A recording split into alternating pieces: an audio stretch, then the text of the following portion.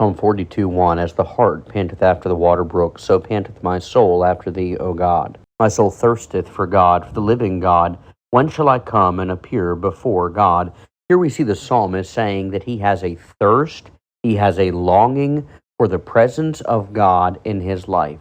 He is thirsty for God. You understand the psalmist here is saying that because of the exertion that he is putting out, because of the labor that he is putting out, because of the trials that have beset him, he is lacking something that he desperately needs, and that which he desperately needs, he has identified as the presence of God in his life. And may I say here to you today, each one of us will get to the point, as the psalmist did, where we are worn down, we are weary, we have come to the end of ourselves. We need a refreshing. And can I tell you, truly what we each need is the presence of God and the power of God in our lives. But I see far too many that when they're thirsty, when they're hungry, instead of turning to God, instead of seeking God's presence, instead of seeking God's power in their situation, they seek other things. You say, why would they turn their attention? Why would they thirst after something other than God? It's simply because they've not yet developed an appetite for the presence of God. You know, I have family that absolutely love Coca-Cola. We're here in New Bern. A lot of people love Pepsi-Cola. And it's funny, when we're working on a hot day, I will sometimes hear people say, boy, what I would give for an ice-cold Pepsi. And when I hear that, boy, it turns my stomach.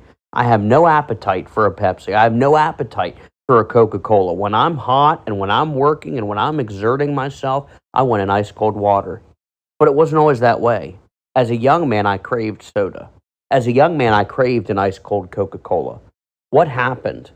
Well, through my teenage years, I developed an appetite or a thirst for water. I had to lose my appetite for the Coca-Cola in order to gain an appetite for some ice-cold water. Now, if you gave me an option today, 10 times out of 10, I'm picking the ice water over the Coca-Cola. You say, why is that? Because I've developed an appetite for it. You know, there are some listening to this devotion today that really what you need is the presence of God in your life. There are some listening to this today, you're discouraged, you're downtrodden, you've worked yourself to the end of yourself, and what you need is the presence of God. What you need is the power of God, but you don't hunger for God.